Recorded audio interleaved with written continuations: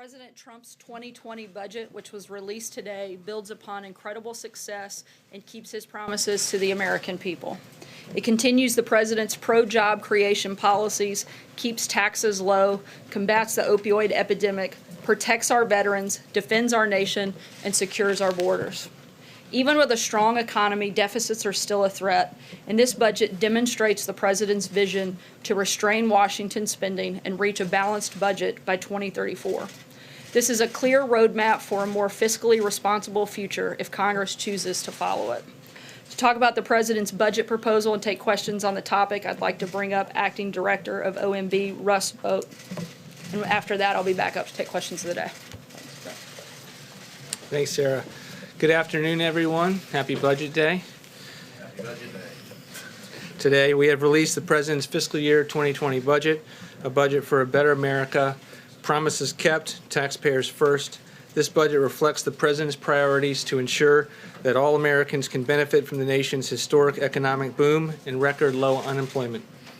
No president has done more in 2 years to strengthen our military, restart our economy, and reform our government than President Trump. Promises he made while running for office.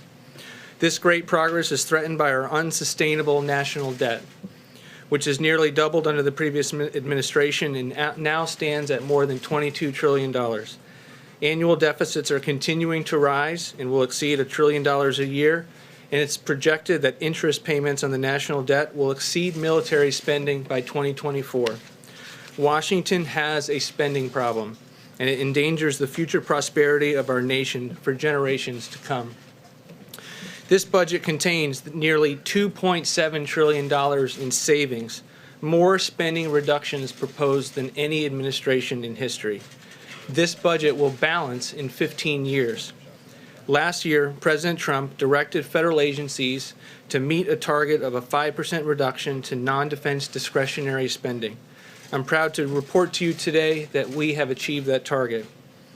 In terms of the economy, our GDP grew by 3.1% over the 4 quarters of fiscal year 2018. While many claimed we were guilty of wishful thinking, we've met our economic forecast 2 years in a row, the first administration to ever do that. We are confident that the President's historic tax reforms, deregulation, trade policy, unleashing American energy will continue our economic growth. Economic policies in this budget will generate more than enough revenue to pay for the costs of the tax cut.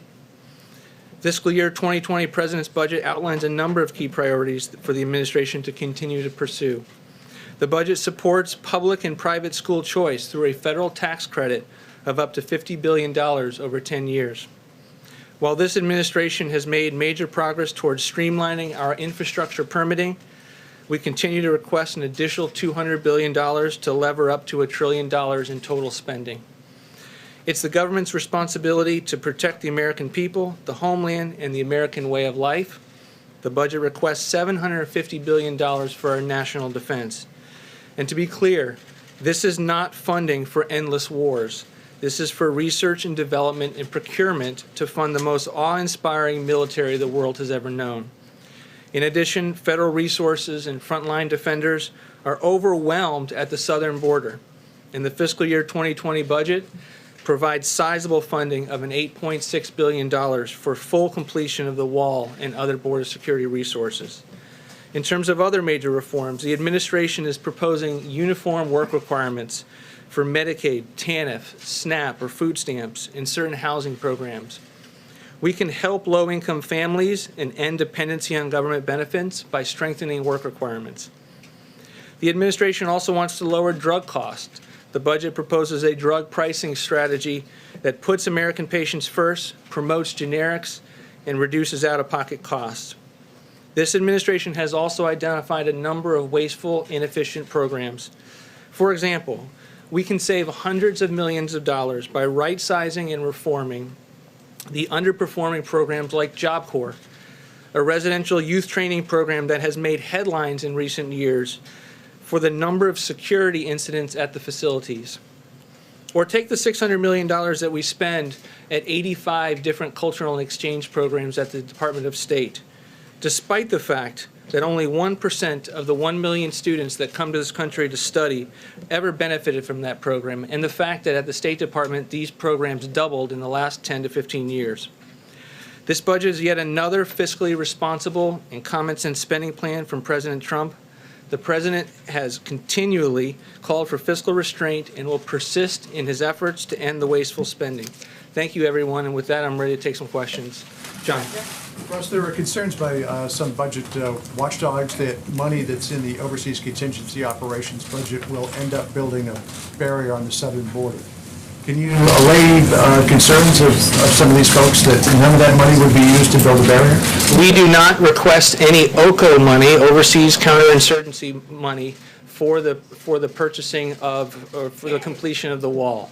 We do have emergency spending that we devote to it, and we continue to continue the military rebuild by asking for what's necessary to complete the wall. That does include military construction funding. So what we do is we both backfill in fiscal year 19 any funding that is used in military construction, and we, in fiscal year 2020, we ask for Congress to appropriate these dollars. One other question about defense, if I could, Russ. It also calls, the budget also calls for purchase of 8 F-15s, and there are concerns that you're going to lower the number of F-35s that are bought. What's the reason for buying the F-15s? We go along the lines of what the Defense Department has requested with their 5-year defense program. It's an allocation of different planes, including the F-35 and the F-18, the Super Hornets. So this is something that has been requested by the military, and we think it's something that will make sense when Congress considers it. John?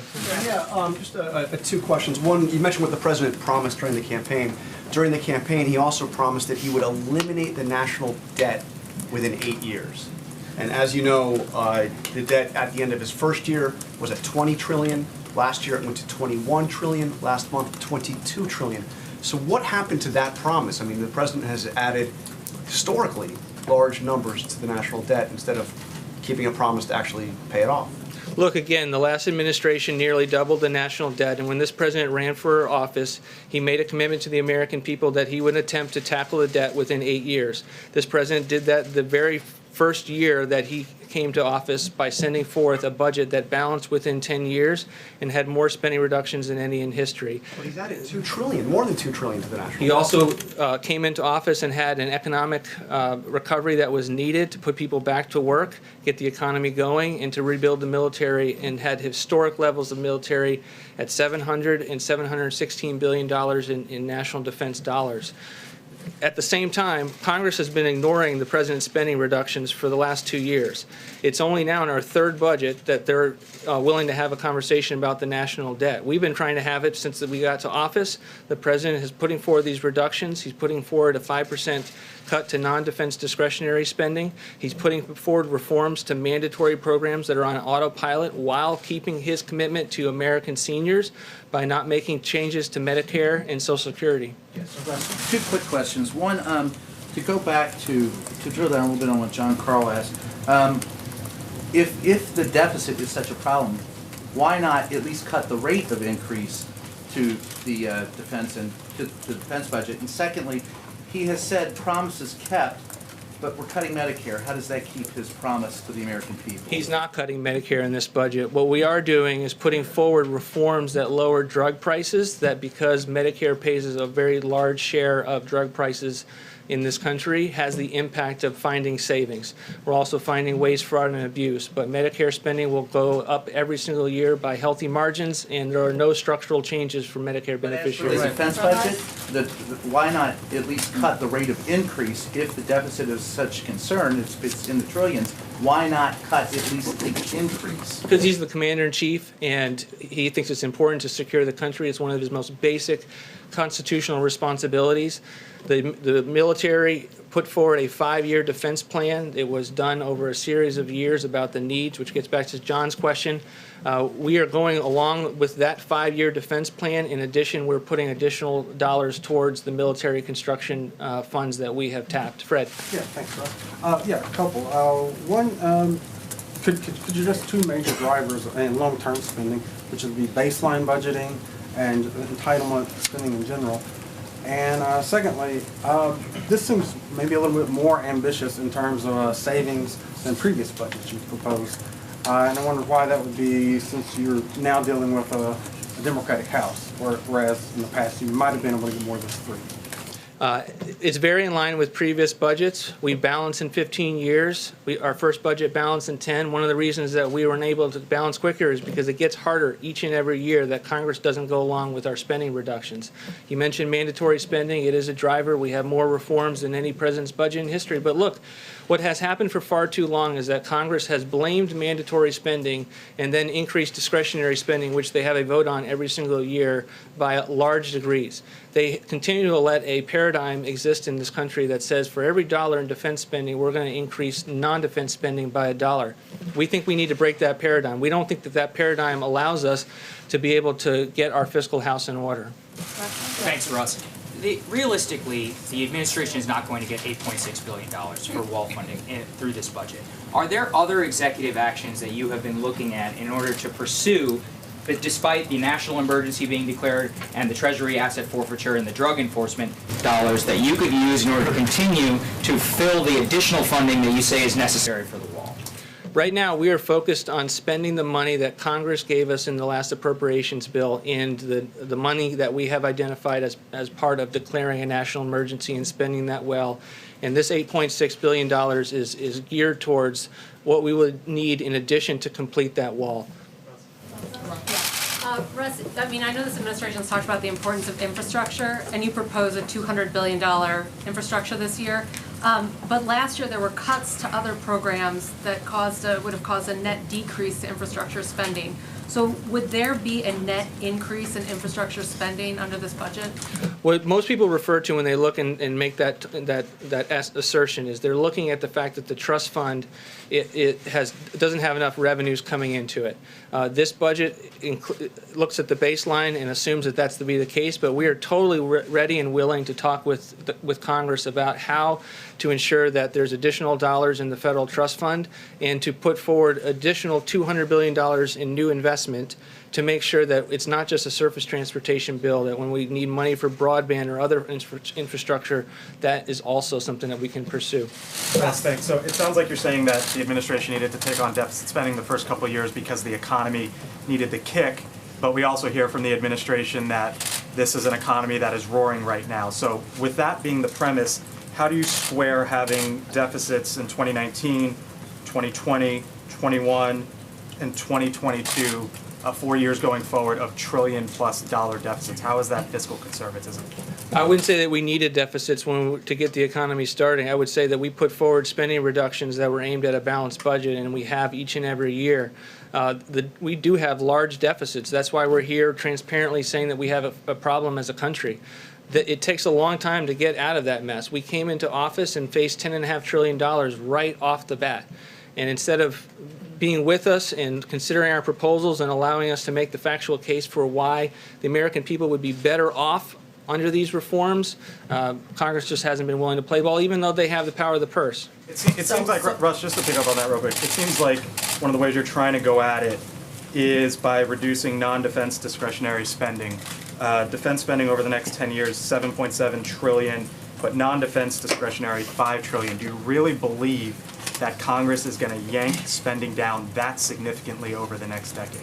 We believe that every budget is an opportunity to put forward our vision of the next 10 years. We are doing that in this budget, and we are saying to the American people, we can no longer afford the paradigm that Congress keeps giving us, which is that we're never going to make any trade-offs, that we're never going to align what we spend with what we take in, that we're not going to do what every family does across the country in trying to figure out what they can afford before they go out and spend. So yes, we are trying to say that we need to continue to secure the country. We need to continue to secure the border. We're not going to be bashful about that, but at the same time, we're also going to say that we have many, many programs that are wasteful and inefficient that we can no longer afford. Phil. Russ, you called on me next. I'm sorry, Russ. Sure. You came to me when he said his next question. I want to go to the least of these, welfare reform and SNAP. How much money is proposed for welfare, for this Welfare to Work initiative with job training, and also with SNAP? What are the lessons learned that you're trying to, I guess, reshape this harvest box proposal? Because it came under great criticism before, and now you're proposing it again. Could you talk about those two issues? It did receive criticism, but we thought those criticisms were unmerited, and we're not going to walk away from the proposal as it pertains to the harvest box. Look, we think there's nothing wrong with putting forward a reform that says, in addition to your normal food stamp spending benefits that you would get at the retail, that you would get a harvest box that allows you to get a more balanced meal and to save money to the taxpayers at the same time. In terms of work requirements, it's something that has long been viewed as a success since the 1990s. We expand on it.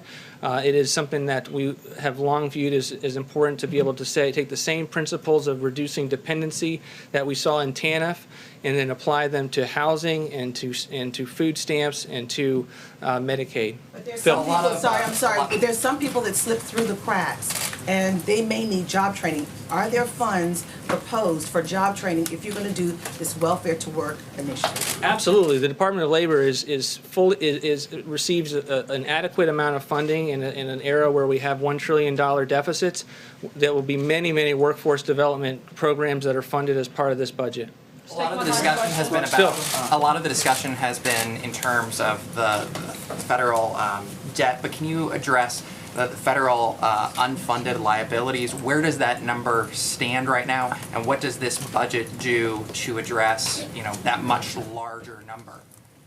Look, we have a lot of debts as a country. We're trying to take it on head on. We're trying to say that $22 trillion is not acceptable, that we can't go forward with $1 trillion every single year, and that the way to start doing that is to pursue the types of reforms where we think that the American people will have an opportunity to see how their lives would be better off under our proposals. We do that in federal retirement benefits. We do that in student loans. We do that in welfare reforms. We think that in each one of these scenarios, we're going to be able to encourage the kind of conversation that allows us to get our house in order. Thank you. Thank you, Russ. Lastly, quick comment. We extend our prayers to the loved ones and friends and family of those killed in the tragic crash of Ethiopian Airlines Flight ET-302. At least 8 U.S. citizens were among the victims. We are working with the government of Ethiopia and Ethiopian Airlines to offer all possible assistance. With that, I will take your question. John. Sarah, the president said that Democrats hate Jewish people, according to a recent report. We've also seen him tweet in the last couple of days that Democrats are the, quote, anti-Jewish party. Does the president really believe Democrats hate Jews? Look, the president's been an unwavering and committed ally to Israel and the Jewish people. And frankly, the remarks that have been made by a number of Democrats and failed to be called out by Democrat leadership is frankly abhorrent, and it's sad, and it's something that should be called by name. It shouldn't be put in a watered-down resolution. It should be done the way the Republicans did it when Steve King made terrible comments. We called it out by name. We stripped him of his committee memberships, and we'd like to see Democrats follow suit. But first of all, you mentioned Steve King. The president, correct me if I'm wrong, has not condemned Steve King. What he said, praising white supremacy. Has the president publicly come out and said anything I speak on behalf of the president on a number of topics, and I've talked about that a number of times, and I'd refer you back to those comments where I used words like abhorrent and unacceptable. John? We're getting some word that the president plans to nominate Patrick Shanahan later this week to be the Secretary of Defense, elevating him from the acting position. Can you tell us whether or not that is going to happen? I'm not going to make any personnel announcements at this time. I can tell you that the president has a great deal of respect for acting Defense Secretary Shanahan. He likes him, and when the president's ready to make an announcement on that front, he certainly will. There are a lot of actings in the administration these days. Any possibility of removing acting from Mick Mulvaney's title? Certainly a lot of possibility there. Some of the reason that we have actings is because we're waiting on the confirmation process, at least for a couple of those folks, and we hope that that moves forward quickly. Sure. Sarah, I wanted to follow up on what the latest with China is. Has the president made an offer for a Mar-a-Lago date? And there's also some reports that the Chinese feel the president's an unreliable negotiating partner after walking out on the North Korea Let me talks? start with the first one.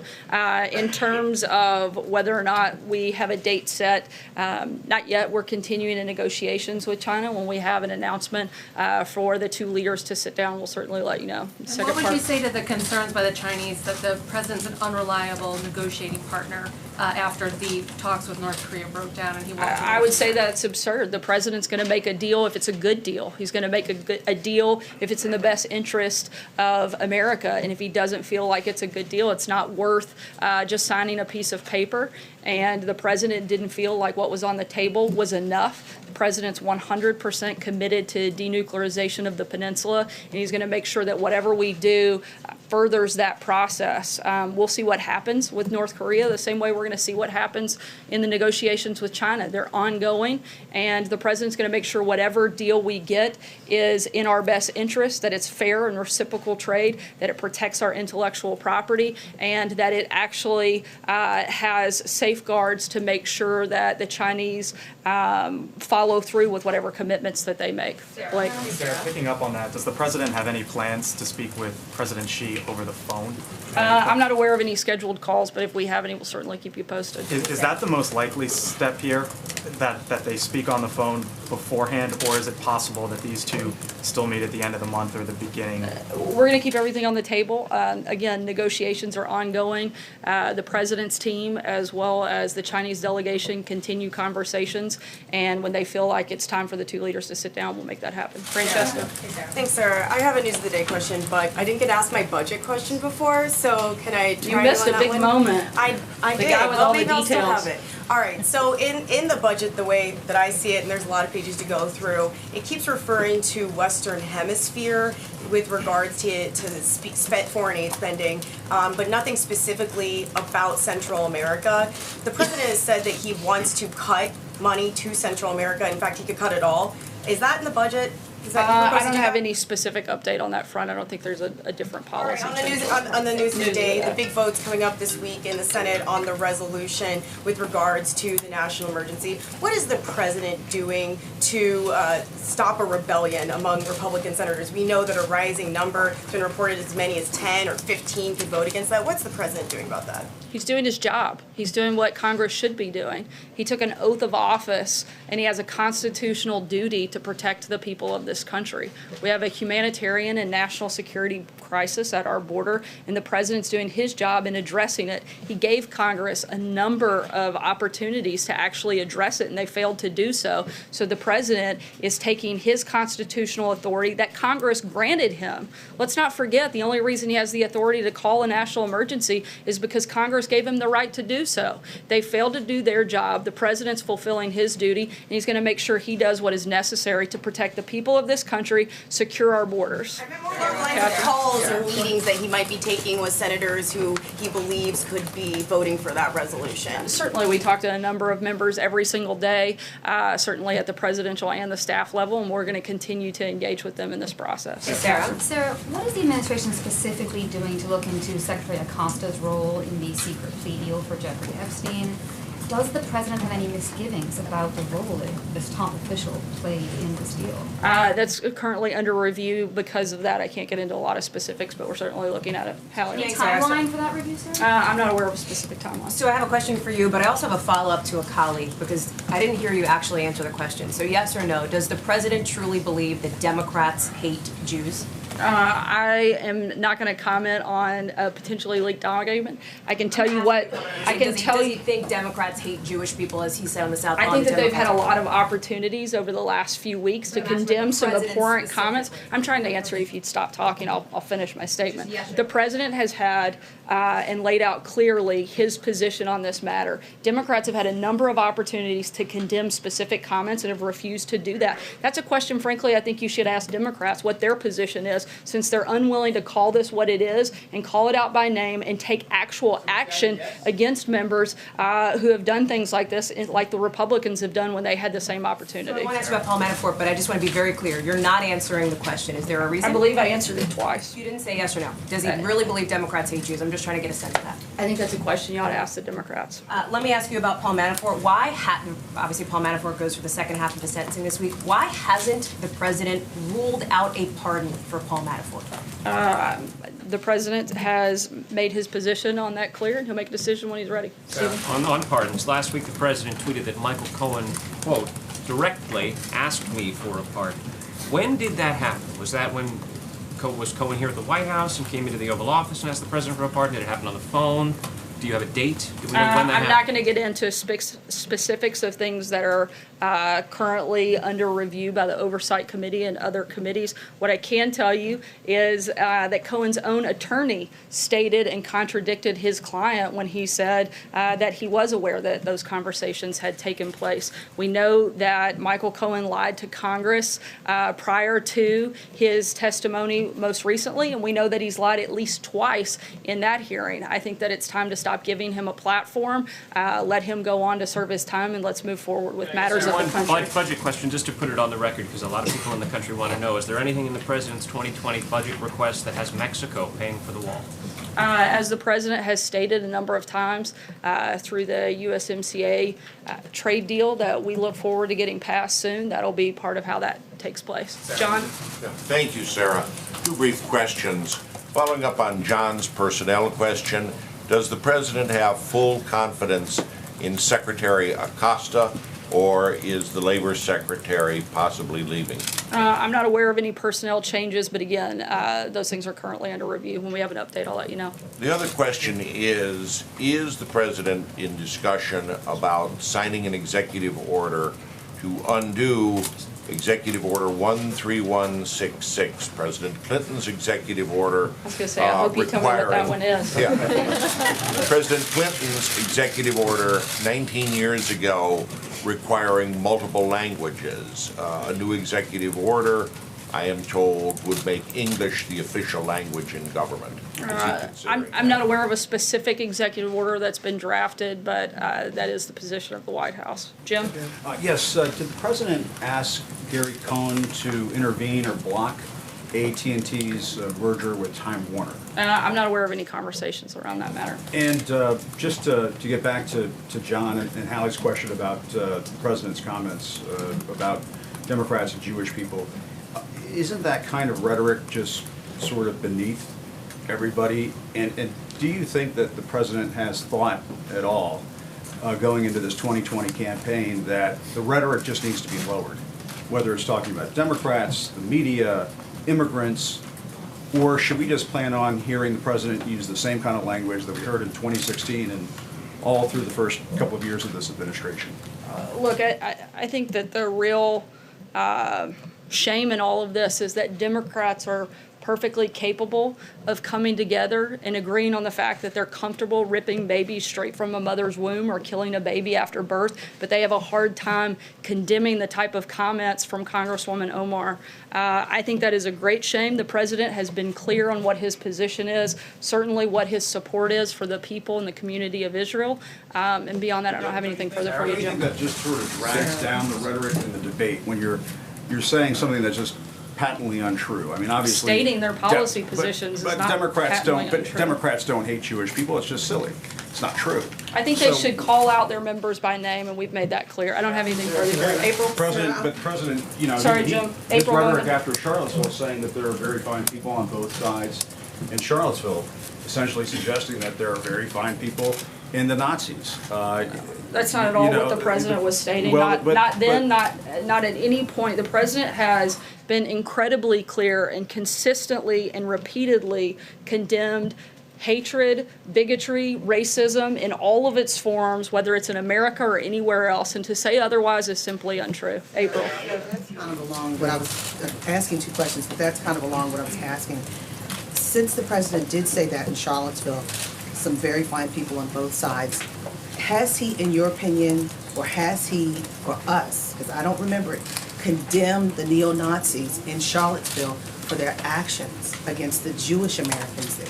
The president has condemned neo-Nazis and called them by name, which is what we are asking Democrats to do when they see the same type of hatred. Deborah. Also, can we Sorry, I'm making Deborah, go ahead. Can we expect to have briefings more often now, since there have been a little bit of changing atmosphere here? I haven't noticed a change in the atmosphere. I know that the president's the most accessible president in modern history. I know that he takes questions from you guys nearly every single day, and on days he doesn't, sometimes I do it from here. We answer hundreds of questions from reporters all over the world every day. We're going to continue to do that. Sometimes we'll do it from this room. Sometimes we'll do it in other venues and other platforms. And let me, in the new spending blueprint, the OMB, why did the OMB include money for the Yucca Mountain? I'm sorry, can you say it a little louder? Yes, I can.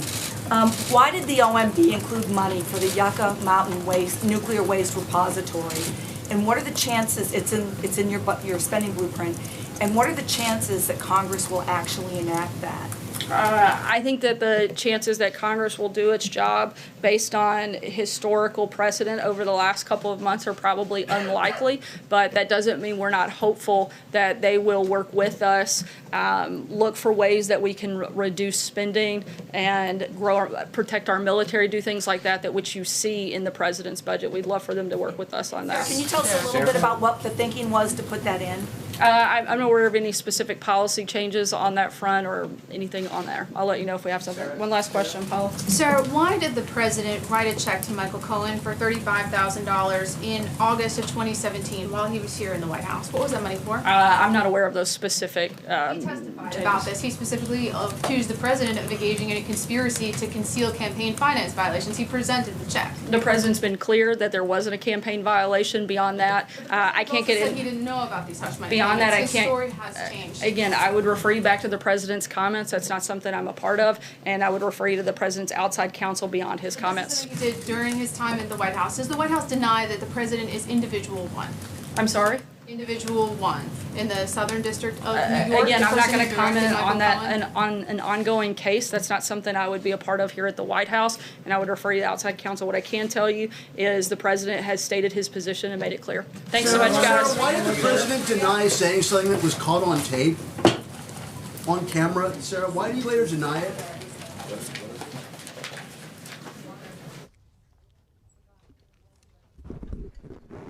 Hey, are we doing something, or are you guys, yeah, are we doing something here?